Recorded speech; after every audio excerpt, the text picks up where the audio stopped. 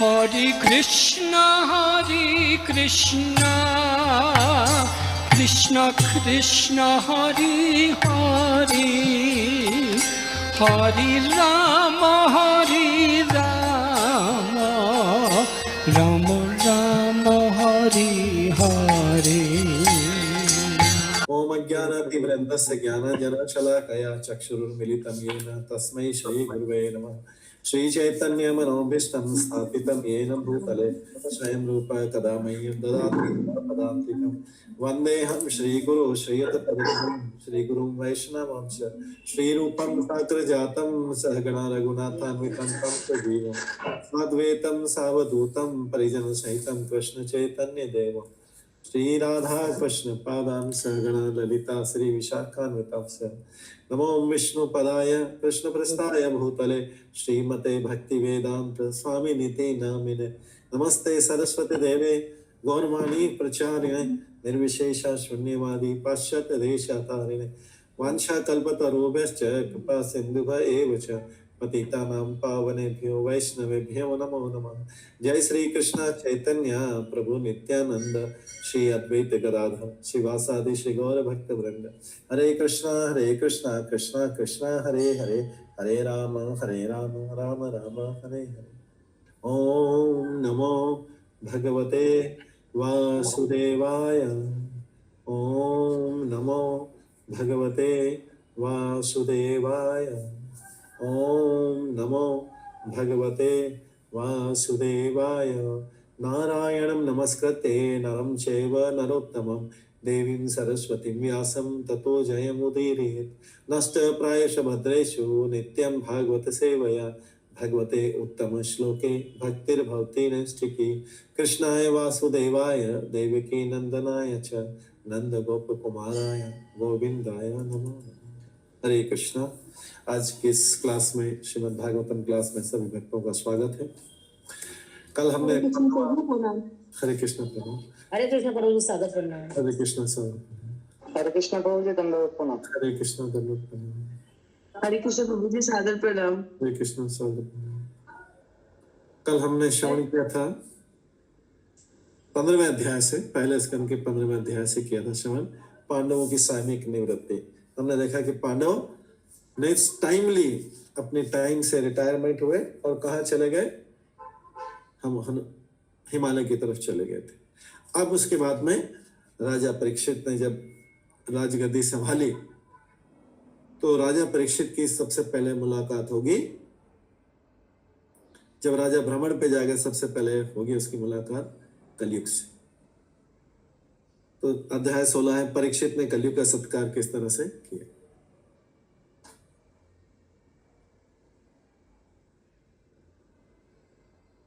तो सूत वाचा कल हमने पढ़ा था। ततः परीक्षित द्विजवर्य शिक्षया मही महाभागवत शशास यथा हि सुत्याम अभिजात कोविदा समादिशन विप्र महत् गुण तथा। सूत गोस्वामी ने कहा, हे विद्वान ब्राह्मणों,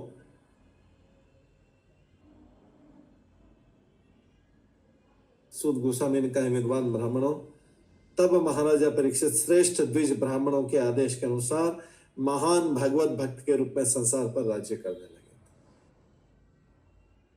महाराजा परीक्षित द्विज ब्राह्मणों के अनुसार ब्राह्मणों को सलाह दे रहे थे, उनकी सलाह के अनुसार भगवत भक्त बने रहकर संसार पर राज्य करने लगे। तो कोई ये समझ सकता है कि राजा बन गया तो फिर भगवत भक्त कैसे हो सकता है, राजा तो इतना बिजी होता है। तो इसलिए दोनों चीजों पे जोर दिया। द्विज ब्राह्मणों के अनुसार महान भगवत भक्त के रूप में संसार पर राज्य करने लगे। दोनों चीज रोल एक साथ में किए। राजा का रोल किया पूरे संसार में, छोटा मोटा इंडिया का अमेरिका का ऐसा नहीं, पूरे पृथ्वी पे जो भी सारे देशों को मिला था उतने बड़े राज्य किया और भगवत भक्त बने रहकर किया। परीक्षित महाराज गाइड कौन करते थे? शुद्ध ब्राह्मण वैष्णव जो उसमें वो गाइड करते थे, क्योंकि परीक्षित महाराज बहुत छोटे थे, ग्रांड सन थे ना, पोते थे। अगर सन होते तो बड़े होते, लेकिन ये पांडवों के ग्रांड सन थे, तो इसलिए बहुत छोटे थे उम्र में। ऐसा वाला ब्राह्मण के आदर्श के अनुसार राज्य कर रहे थे भागवत भक्त। उन्होंने उन महान गुणों के द्वारा शासन चलाया। उनके पास कौन से गुण थे? वो सारे महान गुण थे जिसकी भविष्यवाणी पहले ज्योतिषियों ने की थी, जो हमने चैप्टर 12 में पढ़ा। परीक्षित के सारे गुण थे। भविष्यवाणी के जन्म के समय पटु ज्योतिषी ने, जो एक्सपर्ट ज्योतिषी होते हैं, उन ज्योतिषी ने जब भविष्यवाणी की थी उन गुणों के अनुसार चलाया। तो परीक्षित महाराज के बारे में 3 चीज इसमें ध्यान देने योग्य है। भागवत भक्त थे, महान भागवत भक्त, राजा थे, और जो उनके बारे में भविष्यवाणी की गई थी उसके अनुसार वो राज्य चला रहे थे। भगवान के महान भक्त होने के कारण महाराजा परीक्षित में इन सारे गुणों का विकास हो सका। लोग बोलते हैं, कई बार लोग बोलते हैं कि अरे इसको अनुभव नहीं है, बच्चा है, इसको अनुभव नहीं है। बच्चा है तो ये क्या राज्य चलाएगा? कुछ भी तो नहीं आता है। जब बाल सफेद हो जाते हैं तब जाके, कुछ बाल पक जाते हैं तब राजा का कार्य संभालना चाहिए। लेकिन यहाँ पे किसको राजा बनाया गया है? परीक्षित महाराज को राजा। बहुत कम उम्र में, जस्ट यंग हुआ ही था,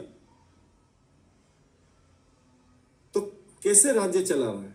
तो इसमें लिखा है महान भक्त होने के कारण उसमें सारे गुण थे। तो भगवत भक्त है, तो भगवत भक्त राजा का कार्य भी चला सकता है और किसी प्रेसिडेंट भी बन सकता है, प्राइम मिनिस्टर बन सकता है। भगवत भक्त होने के कारण उसमें सारे गुण अपने आप आ जाते हैं। भगवान के गुण, देवता के गुण आ जाते हैं।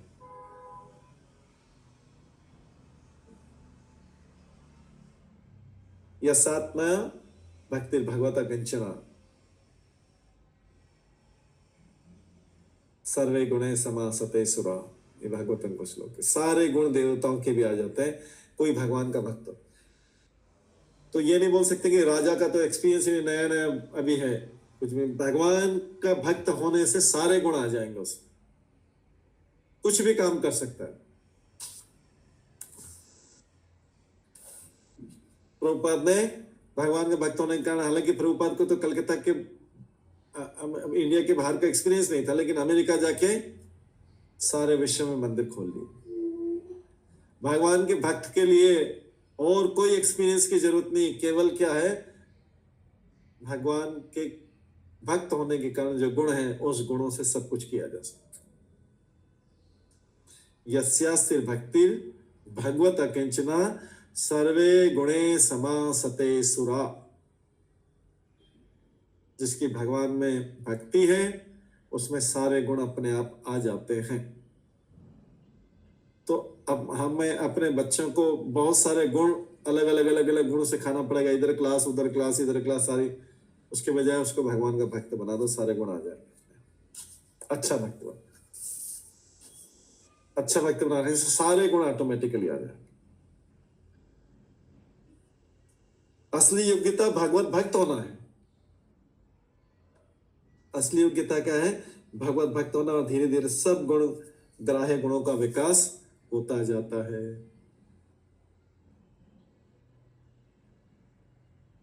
महाराजा परीक्षित महाभागवत या प्रथम श्रेणी के भक्त थे, जो न केवल भक्ति के विज्ञान में एक्सपर्ट थे, पटु थे, अपितु अपने दिव्य उपदेशों से अन्यों को भी भक्त बनाने में समर्थ।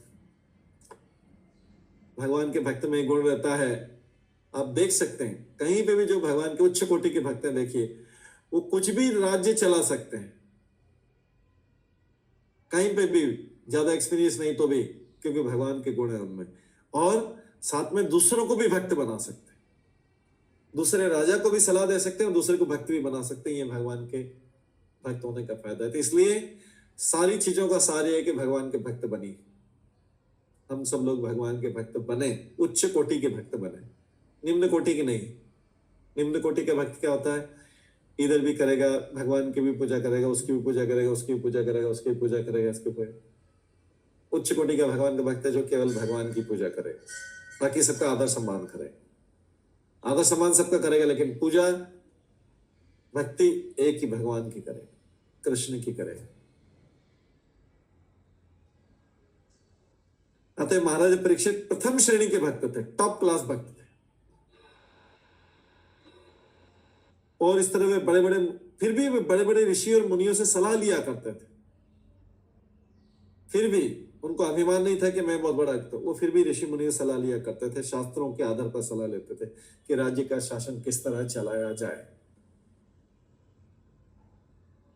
ये भक्ति क्वालिटी को, नम्र के राजा है फिर भी ऋषि मुनियों से, ब्राह्मणों से सलाह लेते कैसे चलाई जाए। हालांकि वो स्वयं भी भगवान के प्रथम श्रेणी के भक्त हैं, फर्स्ट क्लास डिवोटी। और ऐसे महान राजा आजकल के जो निर्वाचित प्रशासकों से अधिक जिम्मेदार होते थे, चाहे 25 साल की उम्र में राजा बन गया पूरी पृथ्वी तो भी, क्योंकि वे महापुरुषों द्वारा वैदिक साहित्य में संकलित अनुदेशों का पालन करके उनके प्रति कृतज्ञ रहते थे। तब ऐसे अव्यावहारिक मूर्खों की आवश्यकता नहीं होती थी जो नित्य नए नए विधान बनाए और अपनी सुविधा को ध्यान में रखकर उसे बारंबार बदलते रहे।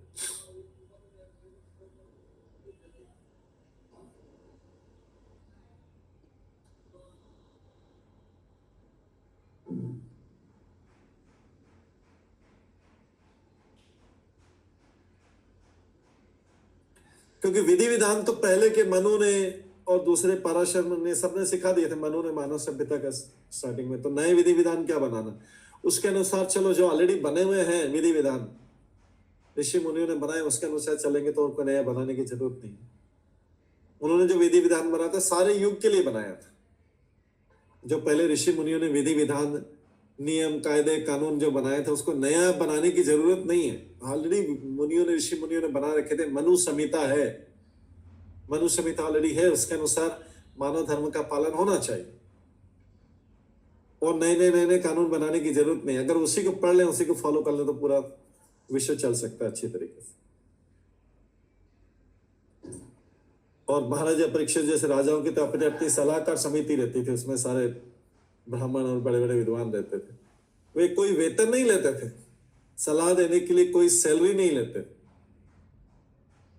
जो ब्राह्मण लोग देते थे कोई वेतन नहीं लेते थे, उन्हें ऐसे वेतन की आवश्यकता ही नहीं रहती थी। वे तो राजा बिना किसी व्यय के श्रेष्ठ सलाह प्राप्त करता था, बिना खर्चे के एकदम टॉप क्लास उसको सलाह मिलती थी राजा को राज्य चलाने के लिए।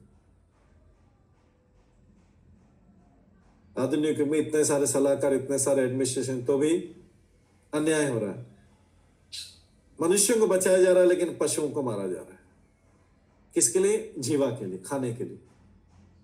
एक ऐसा नियम है भगवान के राज्य में, तो 84 लाख योनि में सारे जीवों को सुरक्षा मिलनी चाहिए।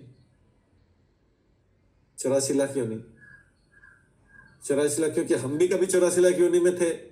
अभी मनुष्य रूप में उसमें 80 लाख योनि में थे, अब आप जाके मनुष्य योनि में आए। हो सकता है वापिस से 84 लाख में फंस जाए बाकी योनि में, तो फिर हम बोलेंगे हमारे साथ तो अन्याय हो रहा, हमको तो मारा जा रहा है, काटा जा रहा है। हम भी तो अभी मनुष्य हैं, तो हम लोग भी यही कर रहे हैं।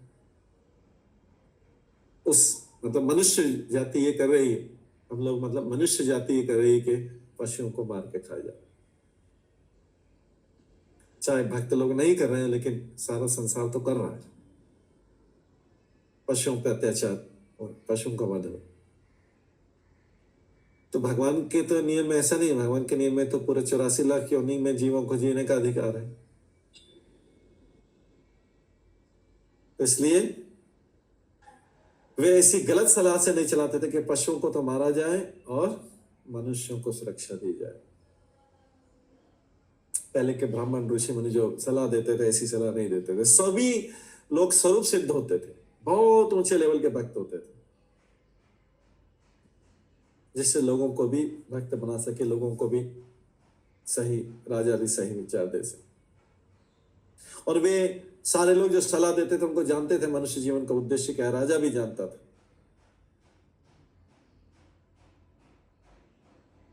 और राजा को जो सलाह दी जाती थी, राजा भी स्वयं भी भगवत भक्त था, वो उसको फिल्टर करता था क्या करना है क्या नहीं करना। और सारा राजा सारा कार्य जन कल्याण के लिए करता था। उस राज्य में कोई दुखी नहीं रहता था, मनुष्य भी दुखी नहीं रहता था और कुत्ता भी दुखी नहीं रहता था, पशु भी कोई। सबको राजा रामचंद्र के समय में की स्टोरी पता है कि कुत्ता भी रामचंद्र के पास एक कुत्ता भी रामचंद्र के पास न्याय मांगने गया था और रामचंद्र ने उसको न्याय दिया था। तो कोई पशु को भी न्याय पाने का तरीका। आगे दूसरे श्लोक में आता है, सह उत्तरस्य तनयाम उपेयेम इरावतीम जन्मेजय आदिन चतुर तस्याम उत्पादयत सुतान।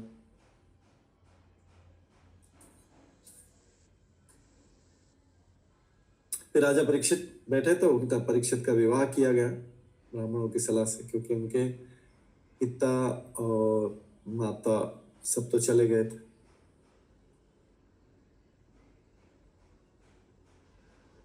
तो राजा परीक्षित ने राजा उत्तरा की पुत्री इरावती से विवाह किया और उन्हें ज्येष्ठ पुत्र महाराजा जन्मेजय सहित 4 पुत्र प्राप्त।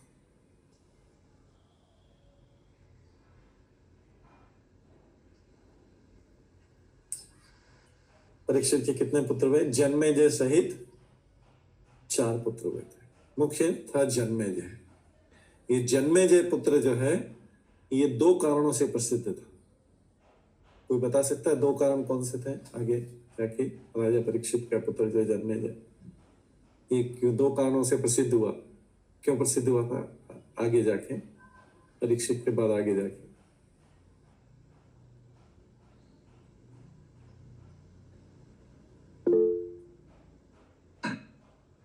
मीना माता जी और फिर पिंकी का मीना माता जी बताइए। और मुझे मेरे को एक पॉइंट याद है, I think I may be wrong, उन्होंने यज्ञ कराया सब स्नेक्स को उस यज्ञ कुंड में डालने के लिए। यस, एक पहला कारण था ये प्रसिद्ध था कि उन्होंने सर्पों के लिए, क्योंकि उनके पिता को सर्प ने काट दिया था तो उन्होंने बदला लेने के लिए सर्प यज्ञ कराया था, जिसमें बाद में फिर उनको ब्राह्मणों ने आके बंद करवाया था। ओके, और दूसरा कारण किस लिए प्रसिद्ध था? बृहद भागवतम का प्रभु जी, बृहद भागवतम। हाँ, बृहद भागवतम में जैमिनी ऋषि ने जन्मेजय को सुनाया था। बृहद भागवत वो कभी हम टाइम मिलेगा तो भी करेंगे, बृहद भागवतम करेंगे। जन्मेजय को जैमिनी ऋषि ने सुनाया था बृहद भागवत। वही बृहद भागवत अमृत जो परीक्षित ने अपनी माता उत्तरा को सुनाया था, वही बाद में उनके पुत्र को जैमिनी ऋषि ने सुनाया। तो ये जन्मेजय है। इसके बाद तीसरे श्लोक में आते हैं, आजार अश्वमेधान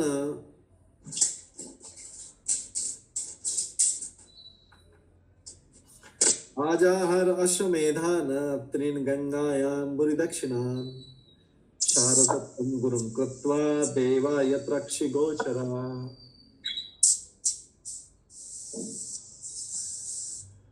महाराजा परीक्षित ने किसको अपना गुरु बनाया? कृपाचार्य को अपना गुरु बनाया। कृपाचार्य कौन थे? हालांकि ये कौरवों की तरफ से लड़े थे कृपाचार्य, जिसे द्रोणाचार्य थे, कृपाचार्य भी ऐसे थे। इनको अपना गुरु बनाए, आध्यात्मिक गुरु नहीं, ऐसे सामान्य मार्गदर्शन के लिए गुरु बनाए। तो कोई पूछ सकता है कि कौरवों की तरफ से लड़ रहे थे तो परीक्षित महाराज तो पांडवों के पोते हैं, इन्होंने कैसे बनाया? तो ये कृपाचार्य, द्रोणाचार्य सब इसलिए कौरवों की तरफ से युद्ध किया था। अब तो कौरव मारे गए थे, युद्ध तो खत्म हो गया था, इसलिए युद्ध किया था कि उन्होंने, कौरवों ने इनका पालन किया था, इनके लिए रहने के लिए स्थान दिया था, इनको धन देते थे जिससे अपना परिवार चला सके। तो जिसका नमक खाया था उसके प्रति इनकी वफादारी थी। इसलिए, क्योंकि उस समय से पांडव तो राजा नहीं थे, पांडव तो स्वयं ही वन में घूम रहे थे। पांडव तो स्वयं वो किसी को क्या खिलाते? पांडव स्वयं ही वन में घूम रहे थे, उनके पास तो कुछ साधन नहीं था जिससे इन कृपाचार्य, द्रोणाचार्य का पालन कर सके। तो कृपाचार्य, द्रोणाचार्य तो युद्ध में मारे गए थे, कृपाचार्य जो बचे थे उनको अपना गुरु बनाया। आध्यात्मिक गुरु नहीं, एक होता है ना कुल पुरोहित जैसा होता है, कुल पुरोहित, कुल के लिए आगे शासन कैसे चलाना है, क्या करना है, ऐसा गाइड करने के लिए। इनके आध्यात्मिक गुरु कौन थे? परीक्षित के आध्यात्मिक गुरु कौन थे?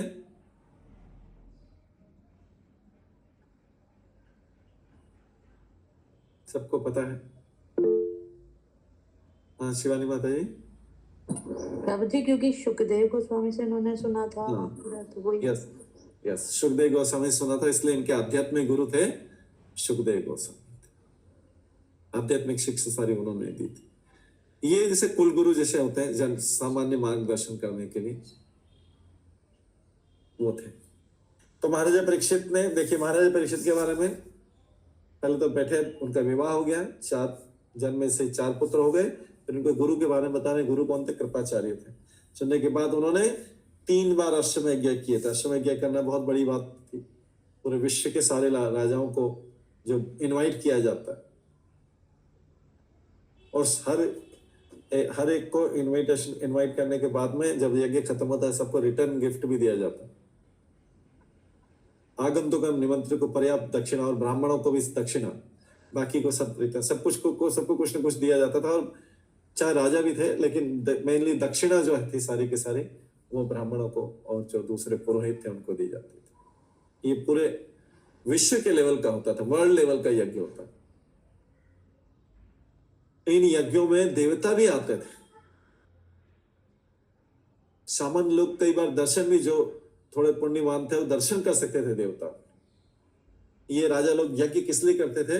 क्योंकि प्राचीन काल में यज्ञ करने की प्रथा थी, प्रजा के कल्याण के लिए, सबको प्रसन्न करने के लिए, विष्णु को प्रसन्न करने के लिए यज्ञ किया जाता था।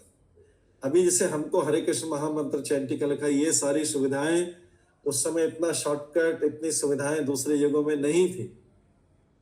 ये तो कलयुग के लोगों को, जैसे अगर एक क्लास के बच्चे, छोटे बच्चे अगर पास नहीं हो रहे हैं तो क्या करता है टीचर को? क्लास का कुछ तो करना पड़ेगा ना, रिजल्ट पास तो करना पड़ेगा, अगली क्लास में भेजना पड़ेगा। तो क्या करते हैं टीचर?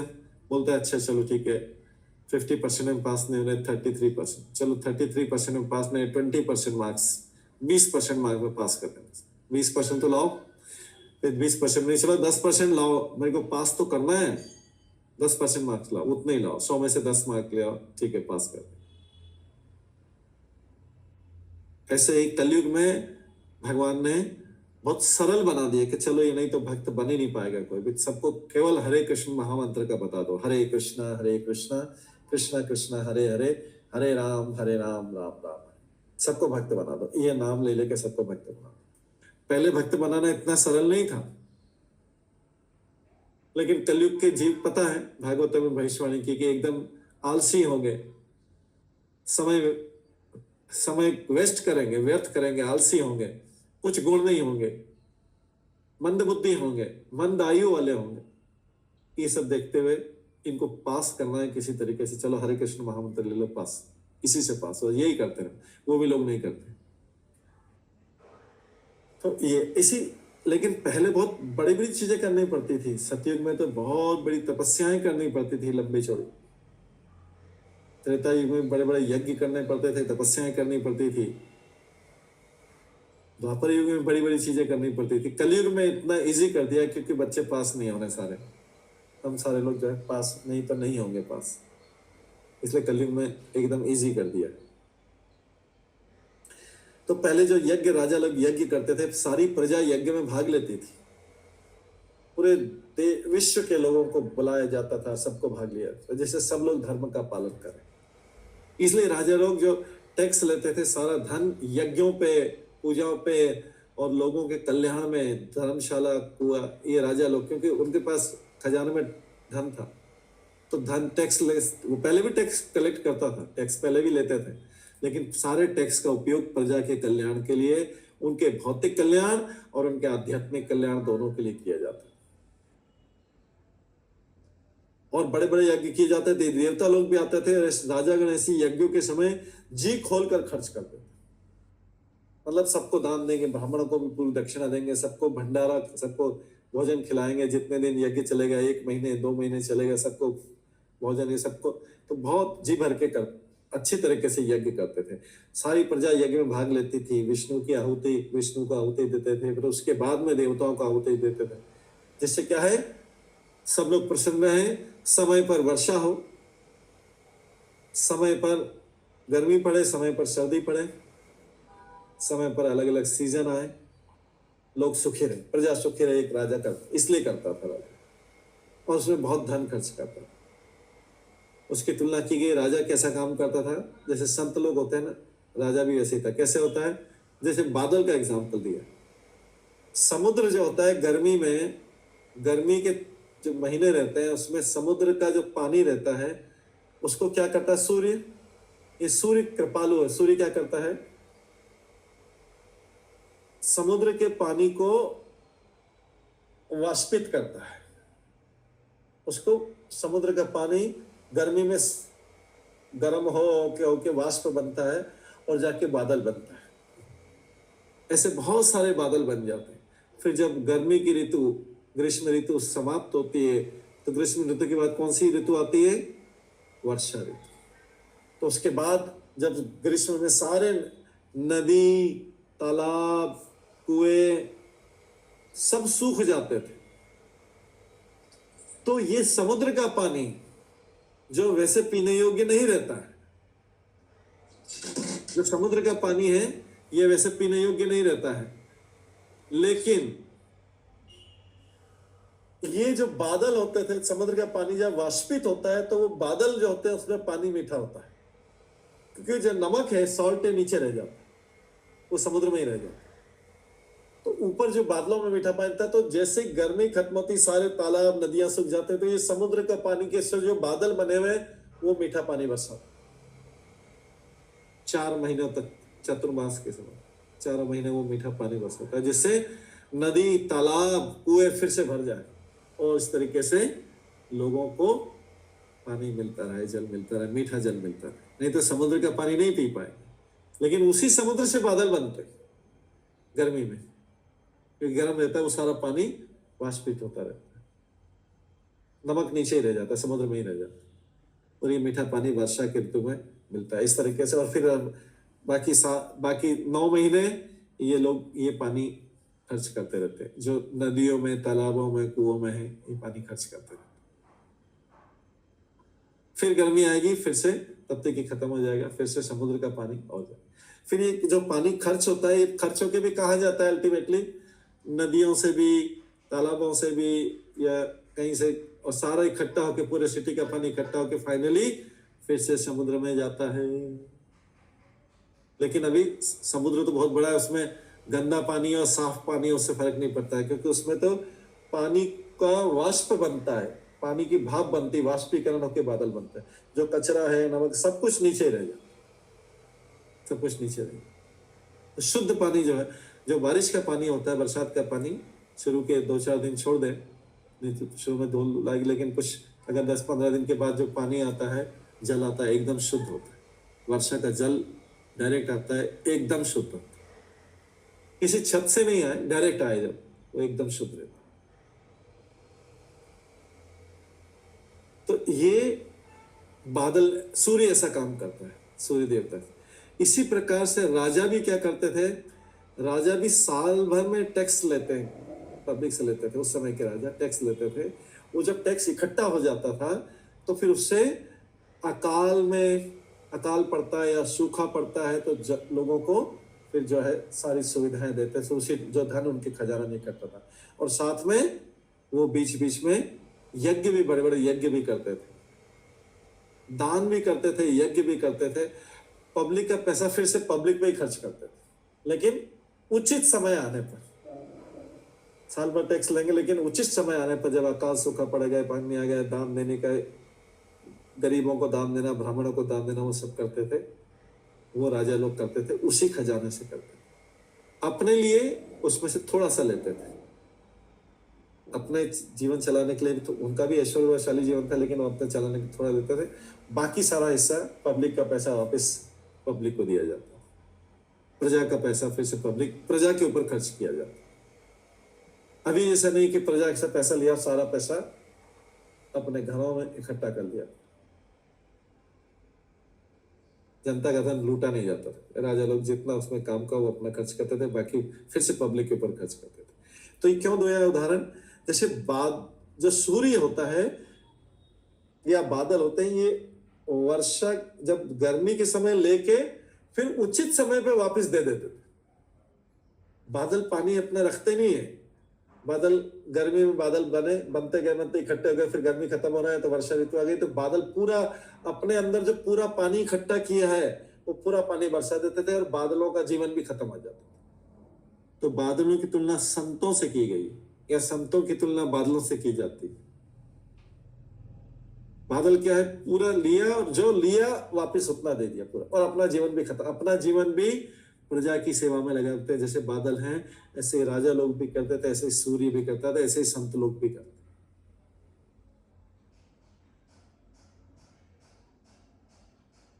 संत लोग भी जो देखा जाता है कि जो सन्यासी संत लोग भी जो दान लेते हैं वो फिर से जन कल्याण पे, मंदिर बनाने में या किसी दूसरे काम में ऐसे ही फिर से लोगों के ऊपर खर्च कर दिया, अपने पास केवल उतना ही रखते जितना उनका जीवन निर्वाह हो पाए।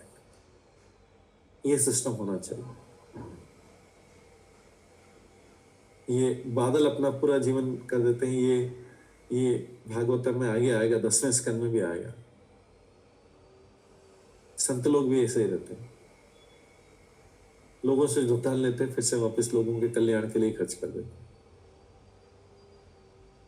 जो असली हो, प्रामाणिक होते। इस तरह से राजाओं द्वारा दिया गया दान भी प्रजा की आवश्यकताओं से अधिक प्रतीत होता। संतुष्ट प्रजा कभी राजा के विरुद्ध संघर्ष नहीं करती, प्रजा संतुष्ट रहती थी। महाराजा परीक्षित जैसे राजा के लिए भी मार्गदर्शन के लिए गुरु की आवश्यकता थी। महाराजा परीक्षित स्वयं भागवत भक्त थे, बड़े भागवत भक्त थे, लेकिन फिर भी उन्होंने मार्गदर्शन के लिए किसको गुरु बनाया था? कृपाचार्य को। इधर के लिए मार्गदर्शन के लिए, राज्य के मार्गदर्शन, आध्यात्मिक मार्गदर्शन के लिए तो गुरु से उन्होंने 7 दिन में भागवतम सुना।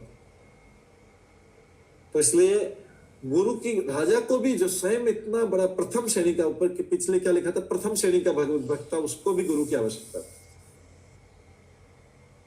क्योंकि भक्त भी कभी जो है वो सोचता है कि, हमेशा सोचता है कि मेरे को कोई गाइड करता रहे, मैं गलत मार्ग पे नहीं चला। ऐसे मार्गदर्शन के बिना आध्यात्मिक जीवन में प्रगति कर पाना संभव नहीं। गुरु को प्रामाणिक होना चाहिए, बोनाफाइड, मतलब वो वास्तविक रूप में भगवान का भक्त होना चाहिए और स्वयं भी भक्ति करने का इच्छुक हो और दूसरे को भी भक्ति करवाए, उसको प्रामाणिक गुरु बोलते हैं। और जो स्वयं भी गुरु परंपरा में है, स्वयं का भी कोई गुरु है, फिर उसके गुरु का भी गुरु, फिर उसके गुरु का भी गुरु, जो परंपरा में, उसको प्रामाणिक गुरु बोलते हैं। तो परीक्षित महाराज ने ऐसे प्रामाणिक गुरु से भी मार्गदर्शन लेते थे। ये परीक्षित महाराज के बारे में बताया जा रहा है। 4th श्लोक में बोलते हैं, निजग्रह वजसा वीर कलिम दिग्विजय क्वचित नृपलिंग धरम शुद्रम गणनंतम गोमिथुनम पदा। फिर राजा ने क्या देखा?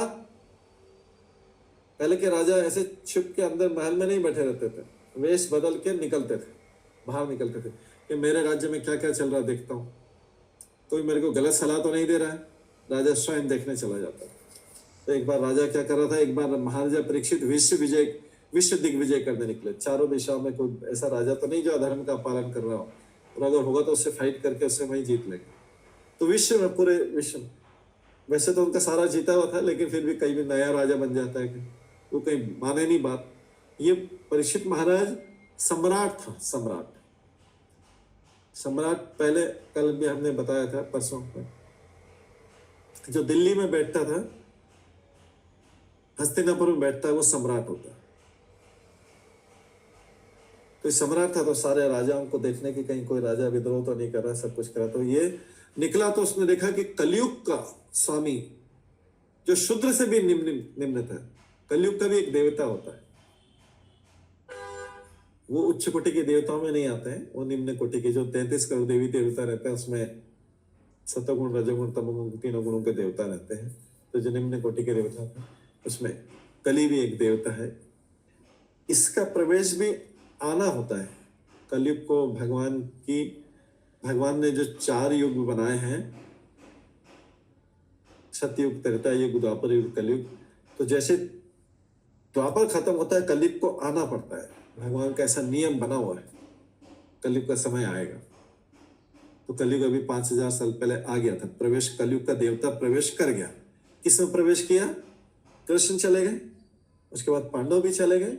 अब परीक्षित महाराज जो पांडवों के पोते का आया, तो तब तक कली के आने का टाइम हो गया था, कली प्रवेश कर गया। भगवान के समय आने के समय भी वो था, उसका समय तो चालू होने वाला था, तो पहले से ही तैयारी आके खड़ा हो गया था। जैसे हमने बताया ड्रामा में अगला ड्रामा शुरू होता है तो उसके जो कैरेक्टर हैं वो आके स्टेज पे खड़े हो जाते हैं, जिनको अगला ड्रामा करना था पहले से आके पर्दे के पीछे खड़े हो जाते हैं। ऐसे कलयुग भी पर्दे के पीछे खड़ा हो गया था, वो चुपचाप आगे सामने नहीं आया कि बोला अभी तो भगवान है। जैसे ही भगवान कृष्ण चले गए, अप्रकट हुए, कलयुग का समय आया, प्रवेश किया। पांडवों के समय भी ज्यादा कुछ कर नहीं पाया, अभी आया तो उसमें से सभी परीक्षित इनका पोता है। उसको पता नहीं था कि परीक्षित भी भगवान का प्रथम श्रेणी का भक्त है। तो कलयुग आया और जाके क्या करने लगा, राजा ने क्या देखा, वो कलयुग का देवता राजा बन के काले कपड़े पहन के गाय और बैल की जोड़ी पे पांवों पर प्रहार कर रहा था। जहां पे गाय और बैल के ऊपर प्रहार हो रहा, मारा जा रहा, ब्राह्मण और गाय के, उसका मतलब है कलयुग शुरू हो गया है और आगे आगे बढ़ता जाएगा। जितनी ज्यादा गायों की हत्याएं होंगी उसका मतलब है उतना ज्यादा कलयुग का ज्यादा प्रभाव है। कलयुग का उतना ज्यादा प्रभाव है उस जगह पे। तो उसने क्या देखा, परीक्षित ने देखा कि उसके राज्य में एक काले कपड़े वाला युवक जो शूद्र से भी निम्न था, राजा का वेश धारण करके गाय और बैल की जोड़ी पे प्रहार कर रहा है। गाय और बैल मतलब माता और पिता, प्रहार कर रहा है। कल परीक्षित ने देखा मेरे युग में ऐसा हो रहा है, इसका मतलब कलयुग आ गया है। उसने पकड़ के दंड देने के लिए अपनी तलवार निकाल ली। राजा देरी नहीं करता था, क्योंकि गाय की हत्या होने जा रही थी। इसका मतलब है कलयुग आ गया। अभी तो जगह जगह हो गया है, लेकिन पहले राज्य में एक जगह उसको दिखा था। ये उसका पूरी पृथ्वी पे राज्य था, खाली भारतवर्ष पे नहीं, पूरी पृथ्वी में अगर उसको एक दो जगह दिख गया तो उसका मतलब है कि बिल्कुल नहीं के बराबर था पहले। अभी तो जगह जगह जगह जगह जगह जगह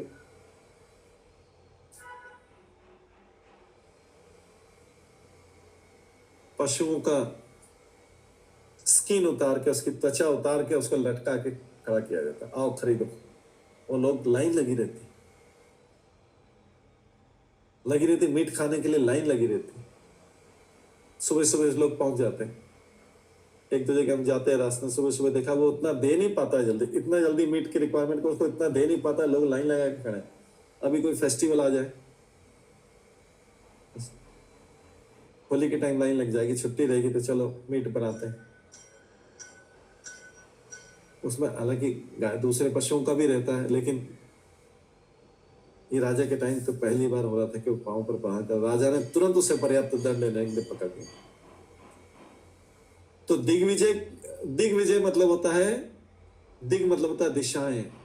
जो चारों दिशाओं पे विजय प्राप्त करने के लिए बाहर निकला उसको बोलते हैं दिग्विजय, या जिसने चारों दिशाएं जीत ली। हालांकि दिशाएं तो 10 होती हैं, लेकिन जो है अभी राजा के जीतने के लिए बोला जा रहा है 4। दिग्विजय करने के लिए राजा के बाहर निकलने का उद्देश्य आत्मश्लाघन, मतलब अपना कोई आत्मसंतुष्टि नहीं था।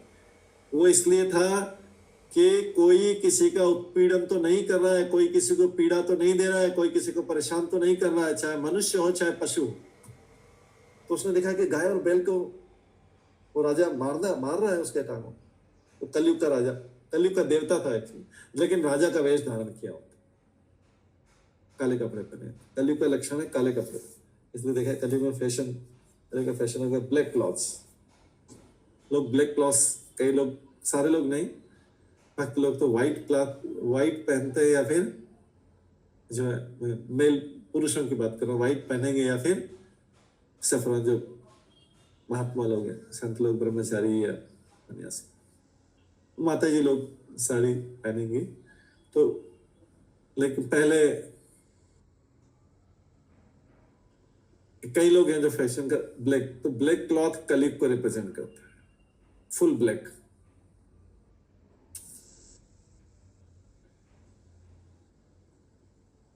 महाराजा तो ये कलयुग का राजा वो वाली ड्रेस पहने था, आगे वर्णन आता है इसके। तो बाहर जाके ये देखते थे कि उनका राज्य ठीक से तो चल रहा है, क्योंकि राजा भगवान का प्रतिनिधि होता है, तो उसका कार्य है कि सबको देखना अच्छी तरीके, सबका अच्छी से ठीक ठाक चल रहा है, ये राजा का कर्तव्य है। तो जो ही राजा परीक्षित ने ये निम्न जाति का व्यक्ति, निम्न जाति मतलब काम निम्न है उसका, गाय बैल को मारना एकदम निम्न काम। अगर कोई ब्राह्मण या क्षत्रिय भी मारा ना उसको शूद्र, वो शूद्र से भी नीचे है अगर वो गाय और बैल को मार रहा है, गाय या गोवंश को मार रहा है। तो राजा ऐसा था कि वो ब्राह्मण का और गाय का अनादर सहन नहीं कर सकता। भगवान को भी गौ और ब्राह्मण प्रिय है, इसलिए बोला गया है नमो ब्राह्मण देवाय गो ब्राह्मण हिताय च, गो ब्राह्मण हिताय च, नमो ब्राह्मण देवाय गो ब्राह्मण हिताय च, जगत हिताय कृष्णाय गोविंदाय नमो नमो। ऐसे गोविंद को प्रणाम करता हूं जिनको गाय और ब्राह्मण प्रिय है। ब्राह्मण मतलब भक्ति, ब्रह्म को जानने वाला, जाति से नहीं। भगवान को गौ और ब्राह्मण प्रिय, और जो भगवान का भक्त होगा उसको भी फिर प्रिय होगा। ऐसा नहीं हो सकता कि भगवान को गौ ब्राह्मण प्रिय है तो भक्त को कुछ और प्रिय होगा, गौ को मारने वाला प्रिय होगा, ऐसा नहीं। जो भगवान को पसंद है भक्त को वही पसंद है। जो भगवान को खाना अच्छा लगता है भक्त वही खाएगा। जो भगवान को रहना जिस तरीके से अच्छा लगता है भक्त वैसे ही रहेगा। जो भगवान को पहनना अच्छा लगता है भक्त को वैसे ही अच्छा लगता है। भगवान जिसको पसंद करते हैं, लाइक करते हैं, भक्त भी उसको लाइक करता है। इस तभी भक्त कहलाता है। भगवान की लाइकिंग मतलब उसकी लाइकिंग, भगवान की इच्छा भक्त की इच्छा। भक्त ऐसा क्वेश्चन नहीं पूछता भगवान आपको ऐसा, आपकी ऐसी इच्छा क्यों है, मेरी तो इच्छा है। वो अभक्त होता है। जबकि किसी की बहुत सारी इच्छाएं भगवान की इच्छाओं से अलग रहती तो उतनी अनुपात में वो अभक्त है। और जिसकी भगवान की इच्छाओं से मैच करता है ज्यादातर, जितना ज्यादा मैच करेगा उतना बड़ा भक्त। तो यहाँ पे भगवान को गौ ब्राह्मण प्रिय है, तो इसलिए भक्त को भी प्रिय है। तो परीक्षित महाराज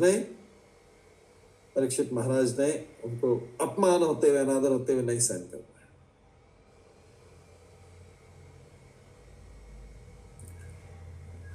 तो ब्राह्मण किस लिए होता है? समाज को मार्गदर्शन देने के लिए, गाइडेंस देने के लिए। और गाय किसके लिए होती है? समाज का पालन करने के लिए।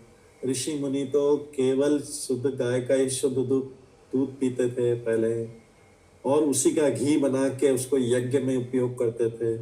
तो उनका तो सारा जीवन गाय के दूध से चल जाता।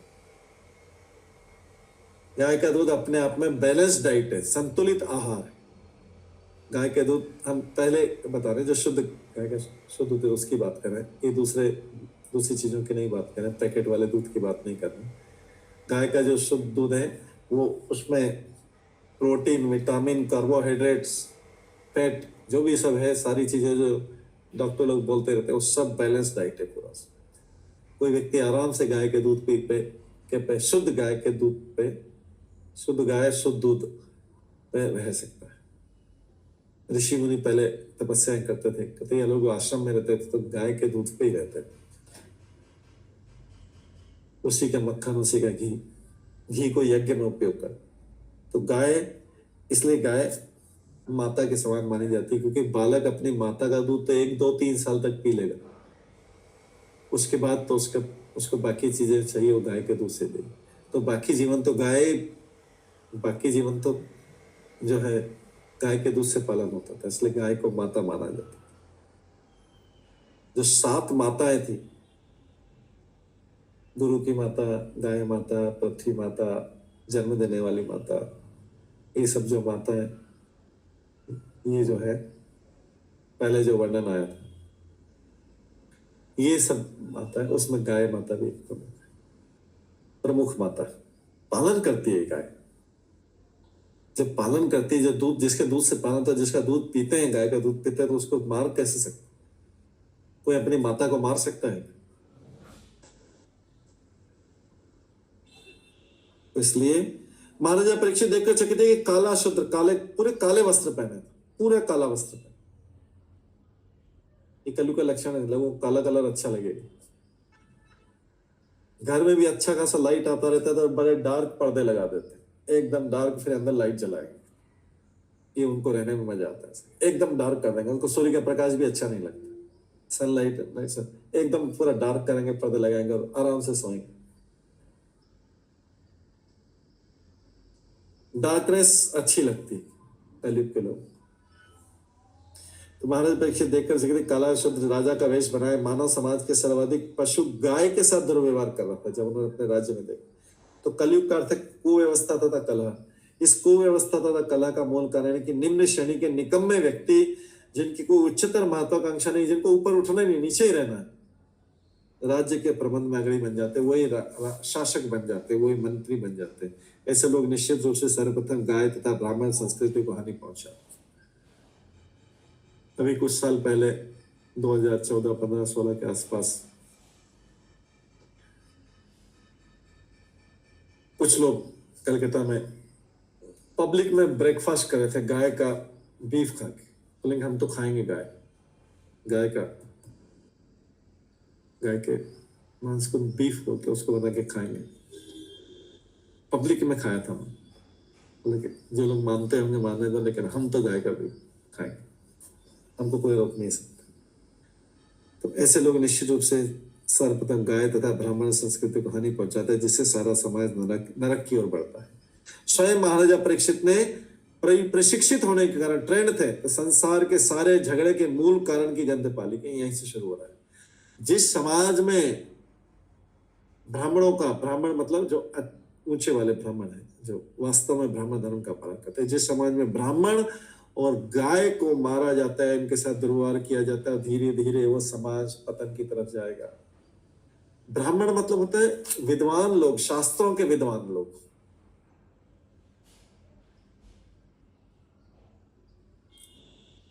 इसके पश्चात सूत गोस्वामी ने जब बोला तो शौनकादिक ऋषि ने प्रश्न पूछा।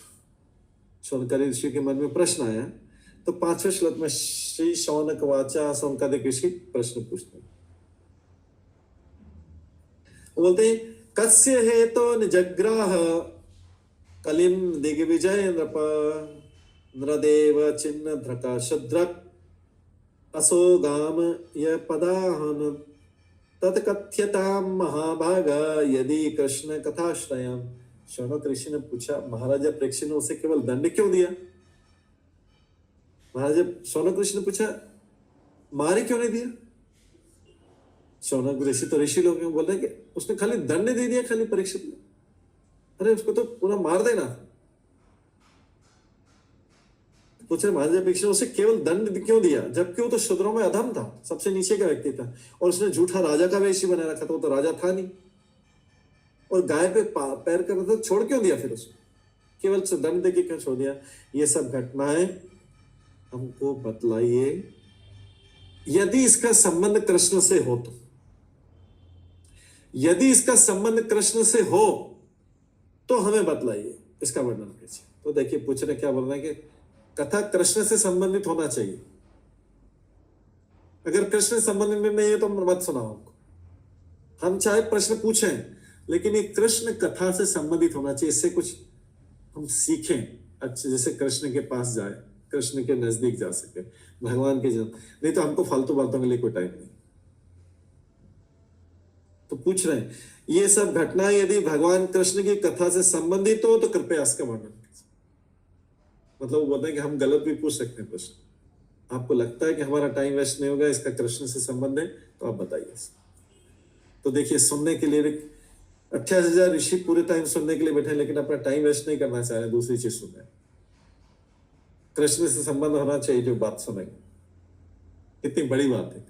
जबकि ये तो कोई जॉब नहीं करे, बिजनेस है, तो कथा सुनने के लिए बैठे थे। कोई हो सकता है कि और थोड़ा एक्स्ट्रा कथा सुन लेते, क्या प्रॉब्लम है, थोड़ा टाइम भी चला गया तो बहुत टाइम। लेकिन ये बोलते नहीं, कृष्ण से संबंधित नहीं है तो मत वर्णन करना, कृष्ण से संबंधित है तभी हम सुने। तो शौनक के ऋषिगण ये सुनकर विस्मित थे कि पुण्यात्मा महाराजा परीक्षित तो बहुत पुण्यात्मा था, तो उसे अपराधी को, उस शूद्र को, कली को केवल दंडित क्यों किया, मार क्यों नहीं डाला? उसको तो वहीं खत्म कर देना, क्योंकि गाय और बैल पे प्रहार करा। इससे सूचित होता है कि महाराजा परीक्षित जैसे पुण्यात्मा राजा को चाहे कि अपराधी को तो तुरंत मार डालना चाहिए था, क्यों नहीं मारा? तो अभी क्यों कारण है, क्यों नहीं मारा, राजा का क्या कारण है, वो आगे उत्तर में मिलेगा, लेकिन अभी तो इनके मन में प्रश्न उठा।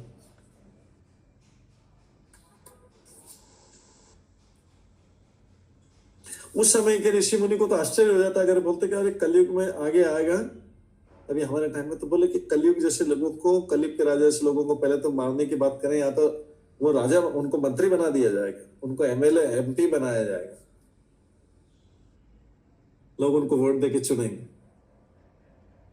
और गोवध के लिए प्रॉपर कसाई घर खुलेगा, ऑटोमेटिक कसाई घर, ऑटोमेटिक। अरे हाथ से क्या काटना, मशीन में डालो काट। अमेरिका में शिकागो नगर में दुनिया का सबसे बड़ा कसाई घर है। हजारों गायों को एक एक मिनट में सैकड़ों गायों को काटा जाता है, cut cut cut cut cut cut करते हुए,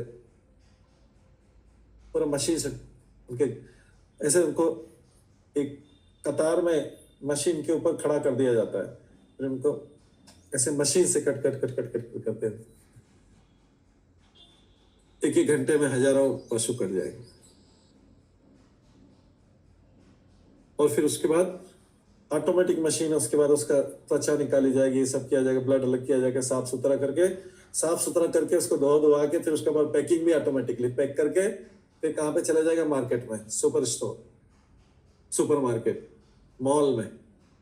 अभी जैसे कलकत्ता में भी मॉल है, यहाँ पे भी मॉल है, मॉल में देखेंगे कि नॉन वेज का सेक्शन अलग है, जहाँ पे ऐसा मीट पूरा जो है मीट पैक्ड मीट मिलता है,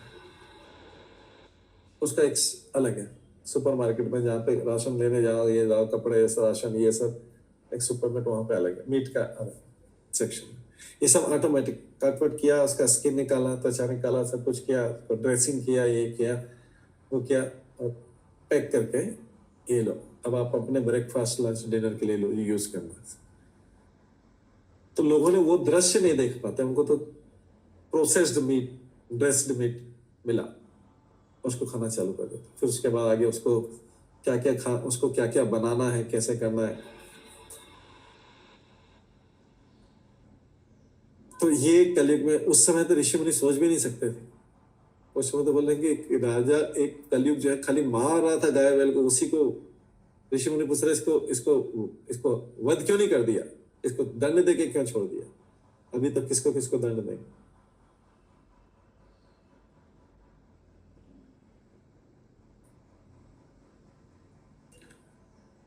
अभी सब लोग जो है, डॉक्टर बोलता है तो बोले आपको ये खाना है, आपको फिश खाना है, आपको ये खाना है, नहीं तो आपको ये विटामिन, आपका डी कम हो जाएगा, विटामिन B12 कम हो जाएगा, ये हो जाएगा, वो हो जाएगा, बहुत सारे सबको ट्रीटमेंट कैसे।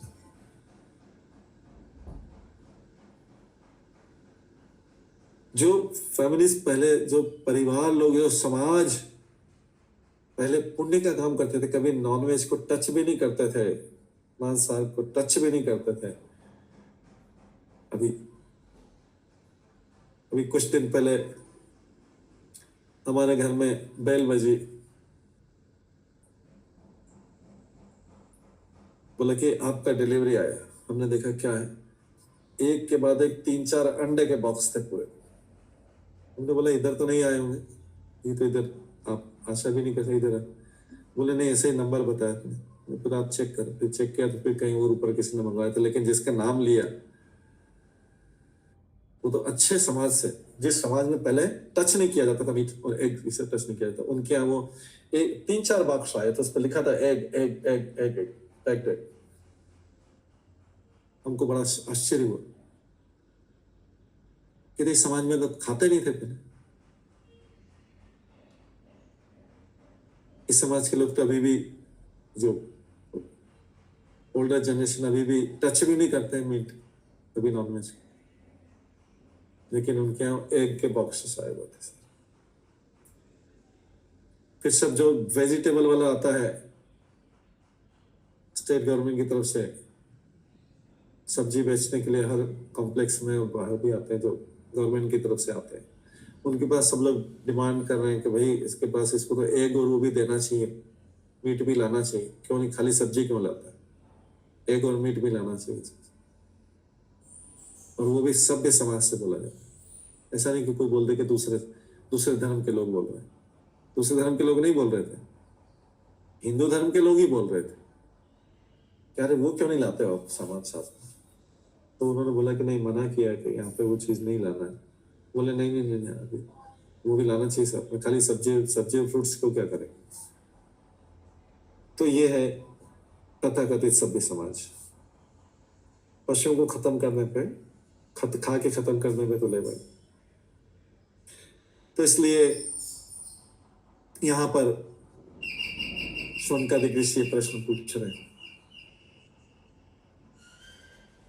कि उनको मारा क्यों नहीं, छोड़ क्यों दिया, खाली दंड देके क्यों छोड़ दिया।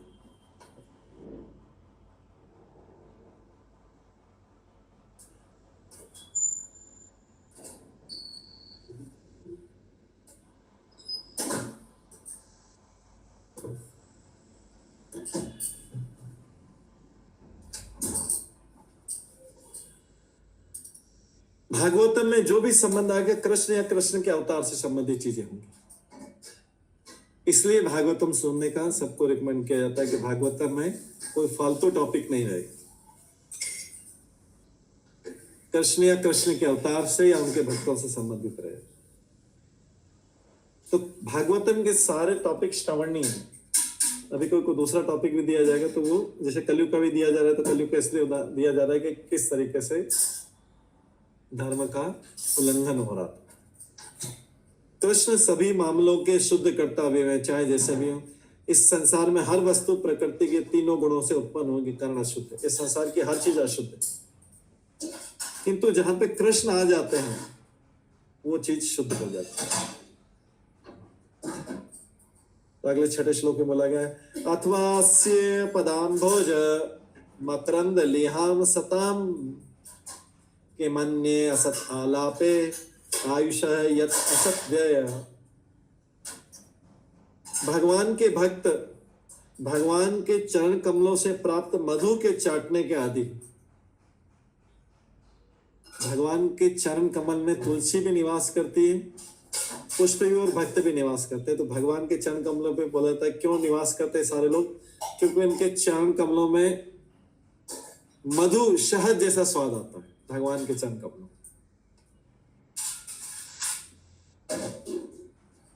तो सबको वो शहद को चाटना है। मतलब भगवान के अंदर जो मिठास है वो उनके चरण कमलों में, तो सब लोग उनके चरण कमलों में जाना चाहते। तो भगवान के भक्त भगवान के चरण कमलों से प्राप्त मधु के चाटने के आदि। उनको तो प्रैक्टिस हो गई कि हमको तो भगवान के चरण कमलों में ही जाना। उन कथा प्रसंगों से क्या लाभ जो मनुष्य के बहुमूल्य जीवन को नष्ट कर दे, व्यर्थ नष्ट कर दे। ऐसी कथा से जिसमें कृष्ण नहीं है या कृष्ण के अवतार या कृष्ण के भक्त का वर्णन नहीं है, ऐसी कथा सुनने से और टाइम वेस्ट करने से क्या लाभ।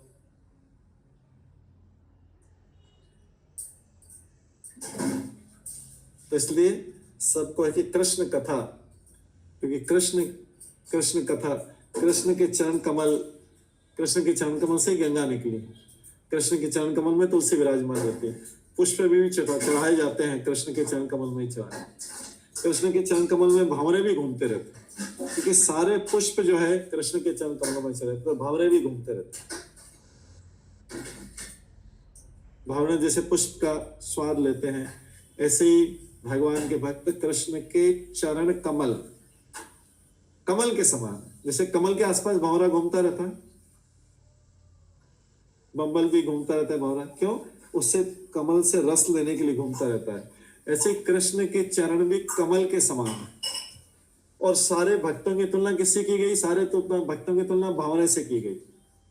जैसे भंवरा कमल के पास में घूमता रहता है उसका रस लेने के लिए, ऐसे ही भगवान के भक्त भी चरण कमल के पास जाने का प्रयास करते रहते हैं सब कोई, क्योंकि चरण भी कमल के समान रस देने वाले हैं। भगवान के चरण भी जो है कमल के समान रस देने वाले।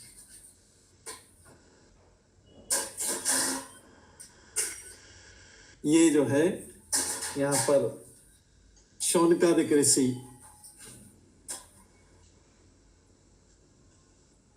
ये प्रश्न पूछ रहे हैं और फिर बाद में पूछ भी रहे हैं कि तो लोगों को बाकी चीजों में क्यों समय नष्ट करना चाहिए था। मतलब हम सबसे पूछ रहे हैं, हम सबके लिए बोल रहे हैं कि हम बाकी चीजों में क्यों नष्ट करते हैं, जब कृष्ण के भगवान के भक्त तो चरण कमल को छोड़ते ही नहीं, भंवरे के समान भंवरा कमल में ही, कमल के आसपास घूमता रहता है, उससे रस आता है। इसी भगवान के भक्त जो है चरण रूपी कमल के पास में घूमते हैं, वहीं से उनको आस्वादन होता है। बाकी चीज में जिसमें कृष्ण नहीं है, ऐसे प्रसंगों को सुनने से, ऐसी कथाएं सुनने से क्या लाभ, जिसमें कृष्ण या उनके अवतार या उनके भक्त नहीं।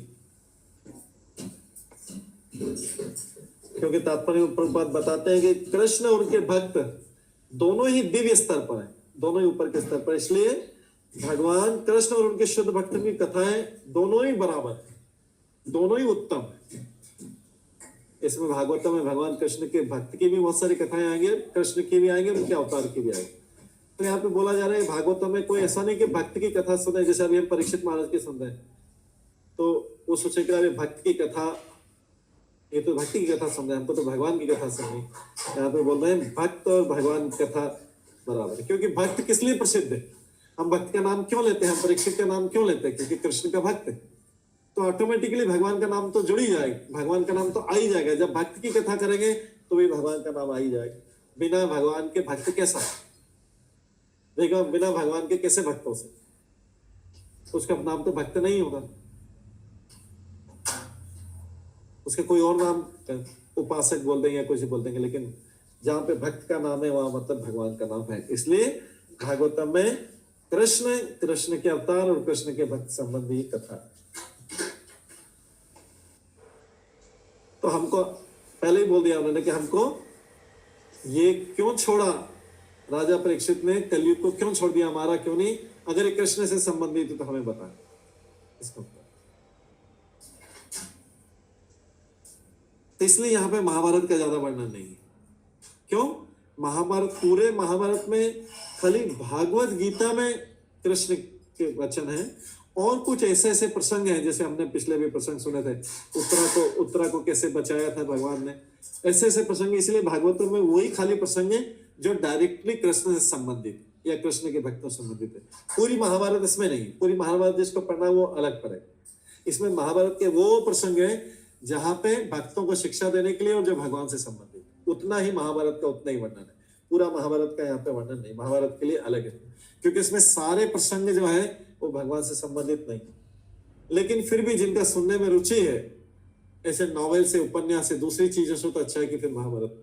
कम बुद्धि वाले के लिए महाभारत, उसमें बहुत सारी कहानियां, लड़ाई झगड़े भी सब कुछ है, लेकिन उसमें से जो सार है वो निकाल के भागवतम ने दिया। तो भागवतम अमल पुराण है, इसमें कोई मल नहीं है, शुद्ध है। तो सबसे ऊंचा लेवल का भागवतम है। उसके बाद किसी के पास थोड़ा बहुत दोनों चीज पढ़ना हो तो महाभारत। उसके बाद तीसरे चीज जो एकदम लास्ट चीज है, बाहर के जो बहुत ही जगह के नॉवेल रहते हैं, उपन्यास सारे, तो बेकार की चीजें, फिल्मी मैगजीन, वो सारे जो है वो सबसे निचले लेवल। ठीक है, लेकिन भगवान के भक्त जो है उच्च कोटि के भक्त केवल भागवतम सुनना चाहते, भागवतम पढ़ना चाहते। ठीक है, तो इसके आगे जो है और क्या क्या बताएंगे कल की क्लास में श्रवण करेंगे। अभी समय हो गया है, इसको यहीं पे विराम देते हैं। हरे कृष्णा प्रभु जी, कोटि कोटि प्रणाम। हरे कृष्ण प्रभु जी धन्यवाद प्रणाम। हरे कृष्णा प्रभु जी धन्यवाद प्रणाम। कृष्णा प्रभु जी धन्यवाद हरे कृष्णा प्रभु जी सादर प्रणाम। हरे कृष्णा हरे कृष्ण, धन्यवाद प्रणाम प्रभु जी। हरे कृष्णा, हरे कृष्णा प्रभु जी सादर प्रणाम। प्रभु जी के करेंगे। हरे